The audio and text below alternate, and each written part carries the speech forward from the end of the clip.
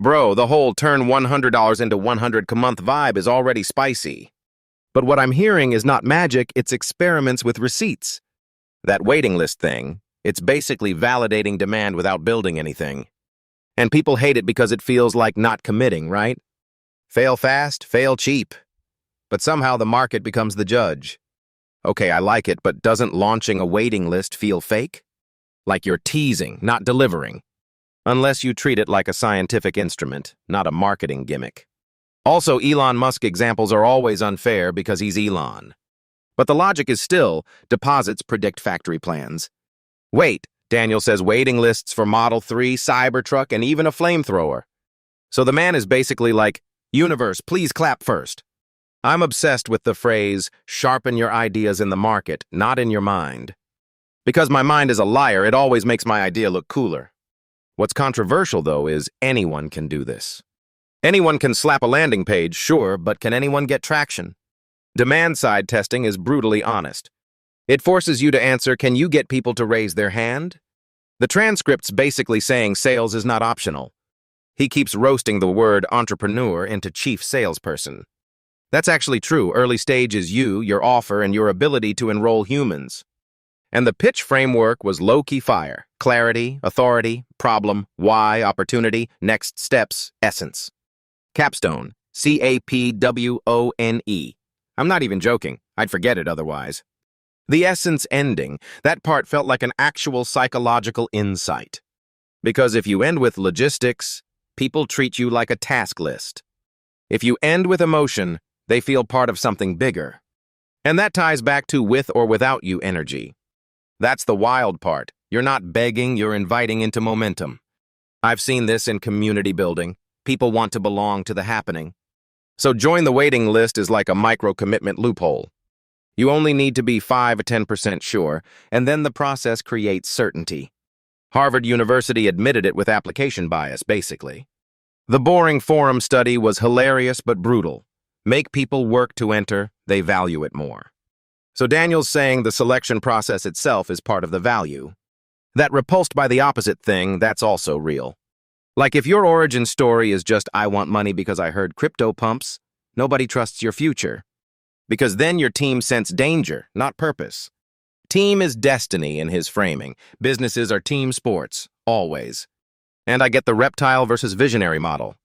Reptile mode is fight, flight, freeze, and it kills decisions. Visionary mode sounds like long-time horizons plus abundance thinking. He even ties it to lump sum salary and IQ tests. Pretty clever way to explain it. But I'll challenge it. Do you really get better cognition just from feeling affluent? Or is it just reduced stress and better bandwidth? Either way, the takeaway is, panic makes you dumb. And the parking ticket story, I flipped out over $40 is painfully relatable. He basically says a visionary would treat resources as a couple conversations away. That's a mindset hack, but it also becomes a behavior hack. If you think everything is reachable, you pitch more, you ask more.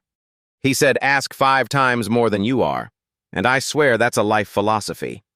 The examples were wild. 20 emails, camera equipment shows up at the door.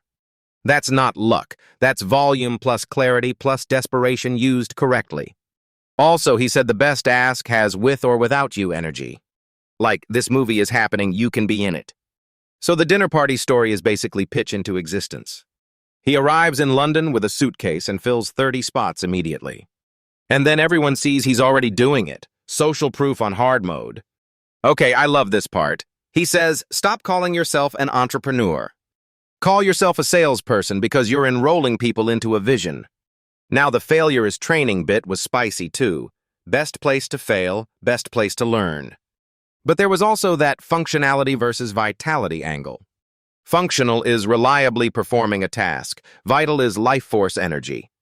He went magician mode. Same fake thumb, different ability to make you believe. So the point is, the mechanism isn't the whole product, the human energy is. And I think that's why the pitch essence matters, because energy becomes conviction. I'm still stuck on one question, though. How do you measure vitality objectively? Like waiting lists measure demand. Vitality feels vibey. But maybe the measurable output is, do people join? Do they stay? Do they recruit others? So vitality translates into behavior, not feelings. All right, I'm buying it. This whole episode is markets first, emotions second, repetition always. Before we jump off, I just want to say, the checklist is deadly simple. Waiting list, discussion group, readiness assessment, then sales. And if it's crickets, you don't spiral, you switch experiments. Okay, I'm actually fired up to see what episode 2 digs into, because this was only part 1 energy. Yeah, but vitality as magic energy, I'm still like, prove it. Because waiting lists are clean, either people join or they don't. So tell me how you avoid turning everything into motivational astrology. No, seriously, what's the operational definition day to day? Like, what do you do differently if you're breathing life force? Or is it just branding with extra steps? Wait, he said pitch and rolls people into a vision, not just explains it. That part I buy because it shows up in conversion rates. But conversion is demand-side validation, not mystical vitality. Okay, then vitality is the ability to mobilize resources, right? So the proxy is, can you get intros, support, team, and money? And if those proxies don't happen, you're not vital, you're just loud. Also, the with or without you energy, that's insanely practical. Because needy asks kill deals fast, you feel it immediately. When you pitch like, please, we really need this, you lose authority. But when you pitch like it's already happening, people relax into yes. It's basically reducing their perceived risk and emotional burden. Risk isn't only money, it's also rejection feelings. So waiting lists are an emotional filter too. Because people warm up slowly, and they don't have to commit fully. I love the join the waiting list versus become a member experiment story. It's like micro-commitment with uncertainty. Then the mind does the rest. If you can get 500% more clicks from 2 words, imagine fixing offer design. Bro, this episode was basically steal psychology, but ethically. Okay, I'm gonna push back on one thing though. Ideas aren't worth anything. I get the point. Execution matters, but come on. Ideas are starting points. The right idea plus the right market timing is like cheating. But Daniel's argument is basically the value sits in the person who can enroll. And he's saying if someone steals your idea, they probably can't execute your way. So your job is to be the Ferrari'd person, not the idea holder. That until you've got a Ferrari, no one steals your idea line. Hilarious, but true. It's a weird comfort, like stop worrying, start asking. He did this insane send 20 emails camera equipment story. That's the part that made me feel called out, not inspired. Because I'm decent at thinking, terrible at volume of asking. Volume reveals variance, good asks and bad asks. And if you ask 50 times, you stop romanticizing failure too. Also, the best place to fail vibe from Amazon. I love that. But let's be honest, most people don't fail fast, they fail silently. They procrastinate for years, then call it learning. Daniel is like, no, your experiment has to ship today. Waiting list is the cleanest experiment because it attacks the demand question first. Demand side before supply side, yes, that's the whole game. Supply side feels productive because you can build and buy stuff. But if nobody wants it, your office chair is just a chair. Actually, that's kind of brutal wisdom. Okay, the discussion group strategy is smart too. Launch the WhatsApp group, not the gym. It's like you're testing identity formation, not just product features. Because people don't just buy outcomes, they buy belonging and momentum. Then the readiness assessment turns it into a funnel with feedback loops. Readiness score is basically how willing are you to act? And once you accept that, you stop treating entrepreneurship like a personality contest. It's a marketing and sales game with optional creativity on top. Wait, the reptile versus visionary thing, yeah, it's cringe sometimes. But the underlying mechanism is real. Emotional state changes cognition. The IQ drop story, long-term money lump versus end-of-cycle stress, sounds like scarcity effect.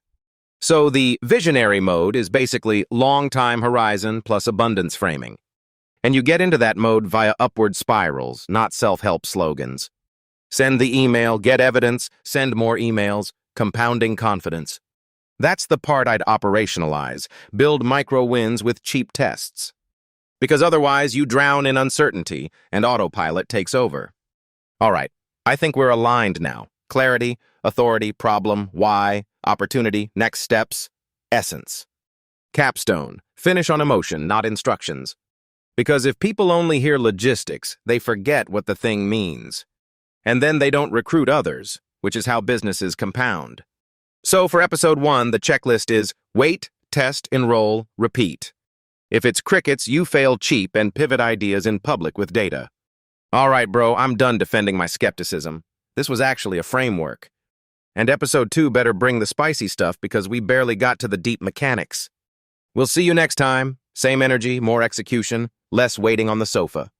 Next up in episode 2, how he turns the waiting list into real sales without burning out. The waiting list thing is low-key genius, but why does it work emotionally? Because it's like people can feel part of something without committing fully yet. It's basically Netflix pre-registration energy, but for businesses. Cool, but doesn't it just attract interested people who never buy? Maybe, but he's aiming at validation plus a warm audience, not instant revenue. Join the waiting list is the new subscribe button, basically. But how do you avoid building a fantasy club of people who love you? You ask questions that reveal willingness and fear, not just vibes. The what would success look like questions are sneaky good lead qualification. Most founders ask customers after building the product, which is insane. He's saying build demand-side proof first, then figure out supply-side later.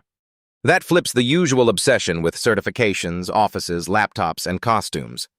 I've watched people spend months preparing and then cry when nobody wants it. Where you land on passion, though, do you buy his whole origin, mission, vision alignment? Passion as alignment is nice, but what if someone's passion is just competence? Like, I'm not destined, I just like solving annoying problems. I think his point is not destiny, it's consistency through valleys.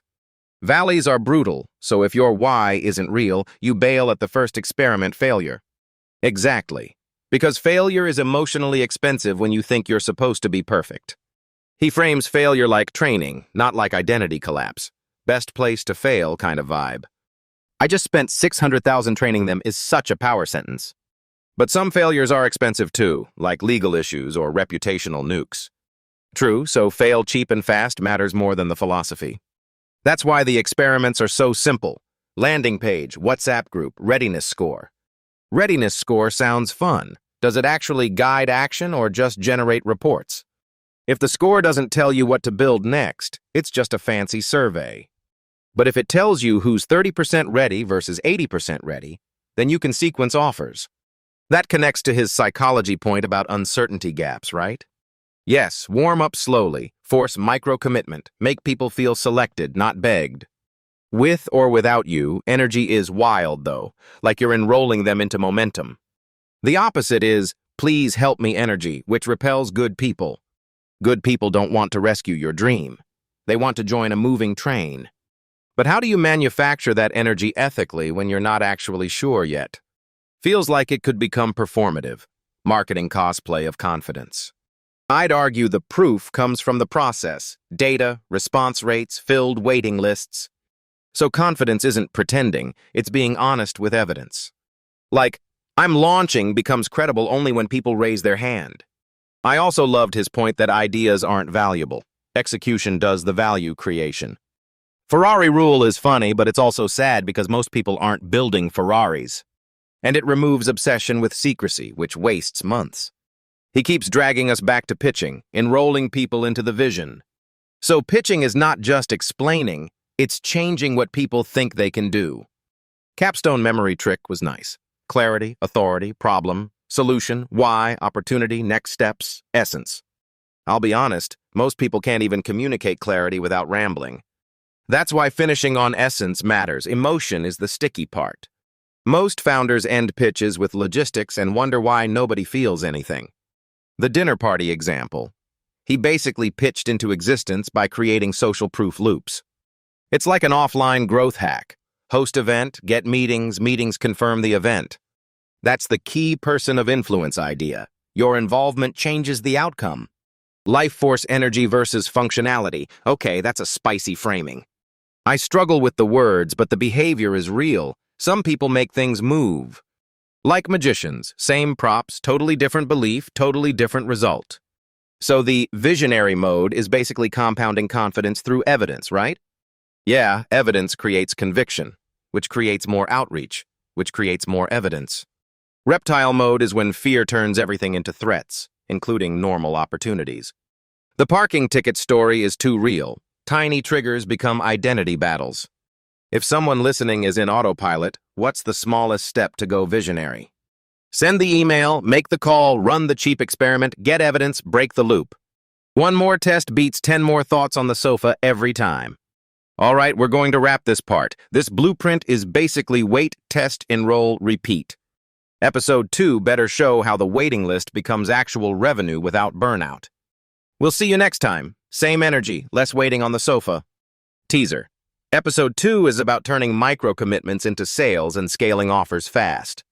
Okay, the whole sofa entrepreneur thing, bro, that's literally me sometimes. I have ideas that live on the couch like roommates I never talk to. But I love this pivot. Don't sharpen it in your head, sharpen it in market feedback.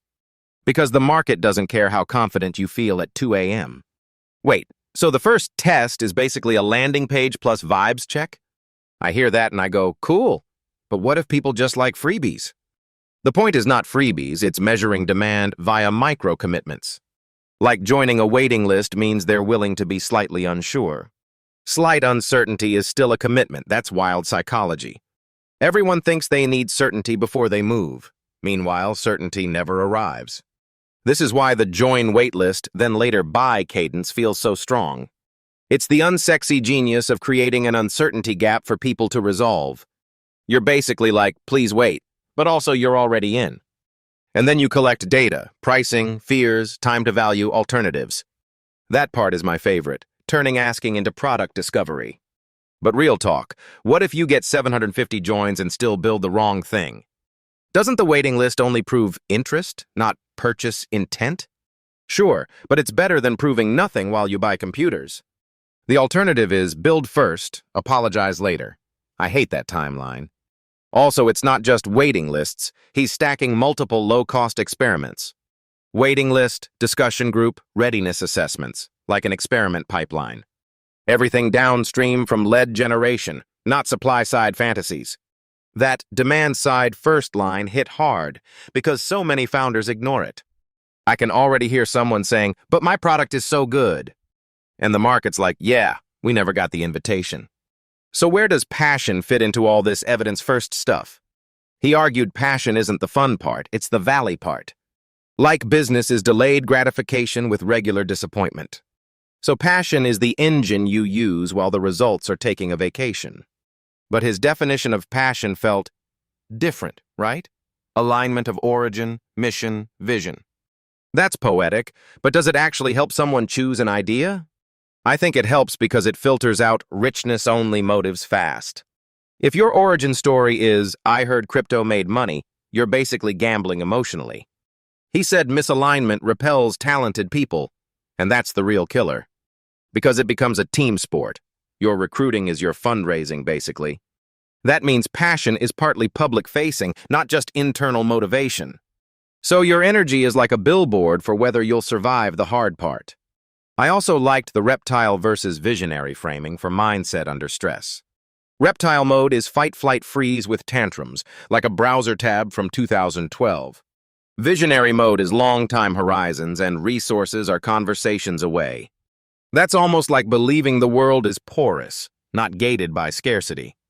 I want that belief on tap when my brain gets annoyed by trivial nonsense, like the parking ticket meltdown.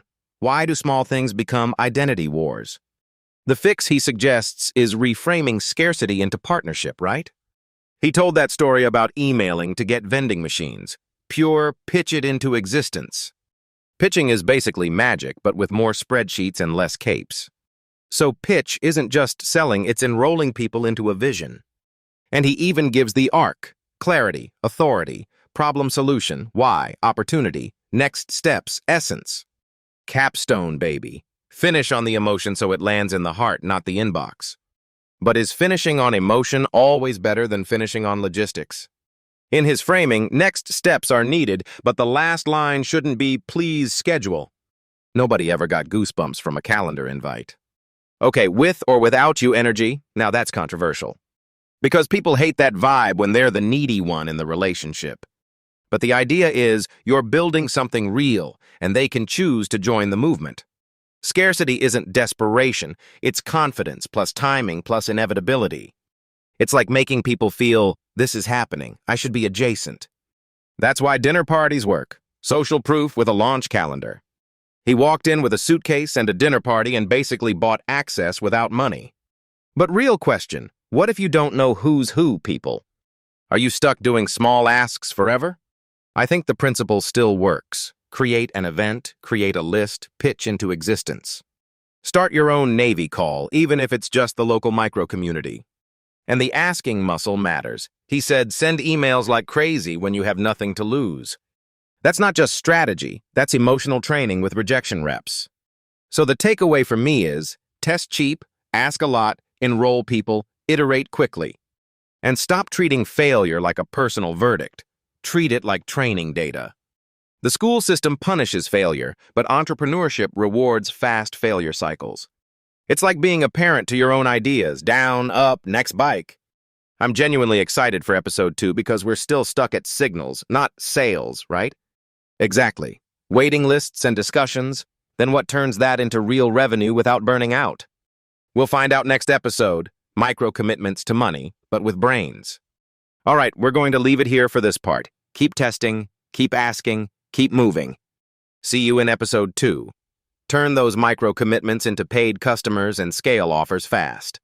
Waiting lists feel almost too simple, like, why doesn't everyone do this? Because people want certainty before they move, and a waiting list is anti-certainty. Yeah, you're basically saying, I'm building, unless you don't care. The genius is that you don't need passion polls. You need market noise. He keeps pulling the thread back to demand before supply, and that's the whole game.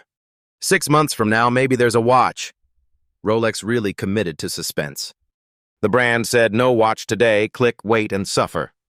But notice how that turns uncertainty into commitment, micro-commitment behavior. So you're slightly certain you want it, and then the system gives you certainty later. That's basically the subscription economy's spiritual origin story. I still wonder, though, does this work for everything or only for hypeable stuff? Like a bookkeeping service waiting list. Who's waiting for tax vibes? Actually, people wait for being less stressed, not for calculators. True, the waiting list isn't about the product, it's about the promise you're enrolling them in. And that's where his key person of influence thing connects. Energy becomes traction. But be honest, does life force energy sound like business confetti? It does until you realize he's describing persuasion without saying conversion. He's basically replacing features with belief. And beliefs are contagious, especially when you pitch like it's happening with or without you. With or without you is such a bold posture, though. What if you're wrong? That's the failure mindset. Fail fast, fail cheap, update the experiment. Exactly. The confidence is procedural, not delusional. Like it's happening because your process is happening, not because the universe promised it. I loved the paralysis part. People think commitment kills them for years. Waiting list is commitment without the prison sentence. But the real unlock is asking questions inside the waiting list. Pricing, fears, success metrics. Yes, it's not just a form, it's research with traffic you already pulled. Okay, but how many people actually do the full data capture? They just paste a template and pray.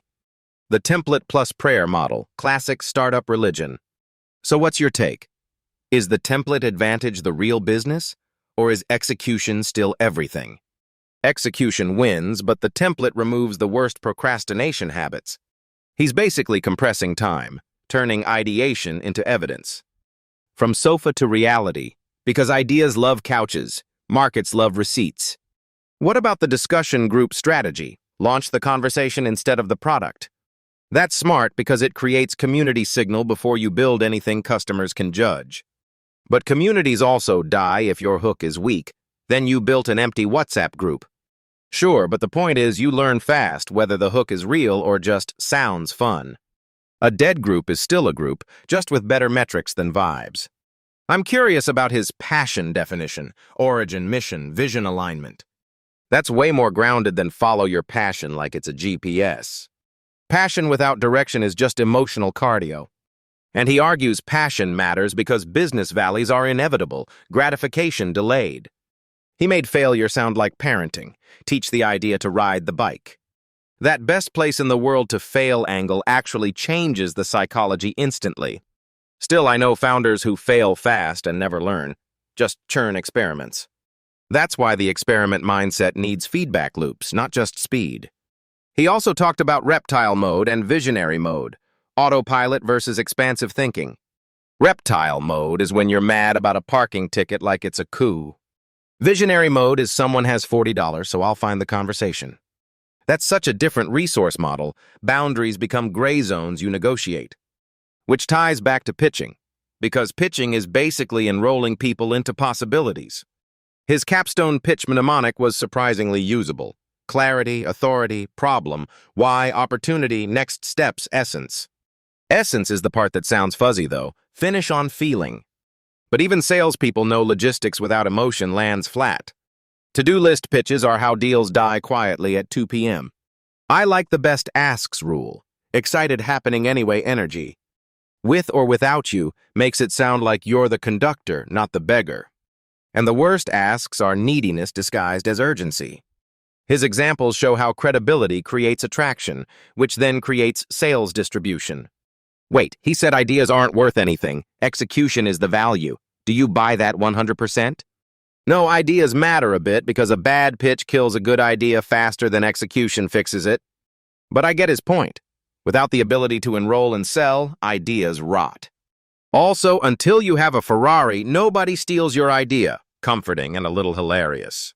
It's the startup equivalent of, be so busy surviving, nobody's copying you. Okay, so episode 2 better answer the bridge, signals to sales without burning out. Because waiting lists are just the warm-up, right? Revenue is the real match. All right, we'll wrap this part here. Keep testing, keep asking, keep moving. In episode 2, we'll turn micro-commitments into paid customers and scale offers fast. Teaser. We're going to talk exactly how to monetize the momentum from those lists. The waiting list thing is so elegant it almost feels illegal, bro. Like you're basically saying, hey market, care enough to raise your hand. But I'm always stuck on one detail. What if the market is shy? Are you just filtering for people who love forms and email funnels? He's like, fail cheap, but waiting lists feel like politeness bait. And politeness can be mistaken for demand, you know? So how do you tell they're interested from they're curious? The transcript keeps hinting at micro-commitments doing the heavy lifting. Right, that uncertainty gap idea. Warm up first, then sell later. It's like you're not selling a product, you're selling the right to find out. Still, I want the numbers. How many joins until you trust it? Because hundreds joined could mean 10,000 people never even saw it. He's basically arguing for experiments where you control the input and watch output. But experiments need baselines, and waiting lists are messy data. True, but I guess that's why it's fast and cheap, not scientific perfection. The real win is you save yourself months of building the wrong thing. Also, it stops the I'm passionate spiral into delusion. The passage about passion was actually refreshing, not that cheesy follow your bliss stuff. He defines passion as alignment between origin, mission, and vision, more like pattern recognition. But does that work for people whose origin story is just survival? Like, what if your mission is simply stability, not a grand purpose? I think the point is you still need narrative energy, even if the narrative starts small. Still, the opposite example was brutal. People chasing profit without interest. Yeah, crypto pumping as the passion killer. Fair, but also kind of funny. It's like, if your only plan is make money, nobody wants to help you make money. Exactly, because you repel talent when the vision feels hollow. That team sport line hits hard, especially the part about repulsion. So the waiting list isn't just demand validation, it's vibe validation. It's asking, would you show up for us before the product exists? And if they show up, you've got at least one emotional signal. But if they don't show up, you're supposed to pivot, not panic build. Which is harder than it sounds when you already sunk time and pride. He keeps tying this to failure, like failure isn't failure, it's training data. And then he goes full philosophy with functionality versus vitality. Vitality as life force energy is such an upgrade from corporate motivation quotes. But how do you measure life force energy without becoming woo-woo? I think it maps to persuasion. Do people believe, join, and move? And that's where his pitch framework shows up. Capstone, basically. Clarity, authority, problem, solution, why, opportunity. Next steps, essence. Capstone. Essence at the end is the key, right? Don't end on logistics like a to-do list. If your pitch ends with, "then we will schedule a meeting," you killed the magic. The whole enroll them into the vision thing is the bridge to sales. But sales advice always makes people flinch. I'm not a salesperson. He basically says entrepreneurship is sales, especially early. And then he proves it with the ask stories, emails, calls, dinner party. The vending machine email at 16 is peak improvising while believing. Also the camera equipment gift, he just kept asking when he was broke. That's the opposite of build in private first. He's like, no, ask publicly. Then his with or without you energy part, how do you fake that ethically? Because if you pretend confidence and you're actually desperate, people smell it. The ethical version is, make the ask in a way that doesn't threaten their identity. Like you're inviting them to join something already in motion. It's come with us, not please save us. And that's why waiting lists work. You're not pleading, you're launching. I also liked the discussion group first tactic for early product market fit. WhatsApp gyms and weight loss communities, low cost, high signal. But discussion groups can turn into echo chambers and fantasy feedback too. True, but again, he's pushing for repeated experiments, not one perfect bet. And the demand-side argument is basically generate leads before you polish supply. That chili and basil ice cream example is the best stop building, start testing metaphor. It's wild how quickly people understand it when you remove the real business identity. If it can be tested with a landing page, it probably wasn't real enough yet. So episode 2 should be about monetizing the momentum, not just collecting emails. Because otherwise you end up with a beautiful spreadsheet and no revenue. All right, we'll wrap this part here. Keep testing, keep asking, keep moving. In episode 2, we'll turn those micro commitments into paid customers and scale offers fast. Teaser. We're going to map the exact path from waiting list to monetization without burning out. That sofa entrepreneur line hit me hard, like stop romanticizing ideas. You've got 47 tabs open, but not one customer pulling a lever. Daniel's fix is basically, if no one joins the list, it wasn't real demand. But doesn't that feel a little harsh? Like, what if your audience is asleep? You can't always brute force attention with one LinkedIn post, right? Sure. But the point is speed and cheap learning, not perfect validation. Waiting lists are like a stress test for your market fit instincts. Also, the Elon examples are so unfair, people wait on a flamethrower. Still, the psychology is smart. Micro-commitment without the full commitment. That uncertainty gap thing explains why people warm up faster. Harvard got it too. Make it hard to enter and suddenly it's valuable. If the price is 0, demand is suspicious. But if the barrier is light, demand becomes real. I love that he keeps separating demand side from supply side. Because most people start with the business identity first, then act shocked by silence. They build the cupcakes, then ask the world politely if it wants cupcakes. The waiting list cupcake approach flips the order, interest first, then production. But what about niches where people don't self-identify easily? Like, how do you name the audience before you even understand the buyer? That's where he's basically like, ask better questions, change the plan. The questions matter, though. How much would you pay? What does success look like? What scares you? That's not a survey, that's your first pricing and positioning workshop. He even makes you collect failure definitions. People reveal their real objections. And the fail fast, fail cheap mindset is the whole engine. Most founders are terrified of being wrong publicly for years. Daniel's trick is lowering the commitment so you can be wrong safely. I want to push back on passion, though. His definition of alignment is way more rigorous than do what you love. But does mission alignment actually beat raw competence in execution? I mean, alignment gets you on the battlefield. Competence decides who lives there. Still, passion is what keeps you pitching through the valleys.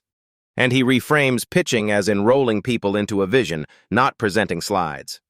Clarity, authority, problem, why, opportunity, next steps, essence is basically a mnemonic weapon. The essence bit is underrated. Most asks end like a to-do list. Nobody wants to be sold on logistics. They want to feel the mission. And that's why the with or without you energy is lethal, in a good way. But could it also come off as arrogance if you're not actually delivering? True, But the energy is really confidence plus momentum, not just ego. The dinner party story was basically, I arrived with nothing, so I created a happening. That's the same waiting list pattern. Prove motion first, then let people attach. Also, his point about ideas being worthless unless executed, that's strangely comforting. If someone steals your idea, good, go find their execution gap and outrun them. Exactly, because the value is the pitch, the offer, and the sales machine behind it. Otherwise, you're just building a museum of prototypes no one asked for. All right, let's wrap this part here. Keep testing, keep asking, keep moving. Episode 2. We turn those waiting list micro-commitments into actual paid customers and then scale without burning out. Teaser. We'll map the exact path from list to revenue, plus what to do when the first results aren't hype.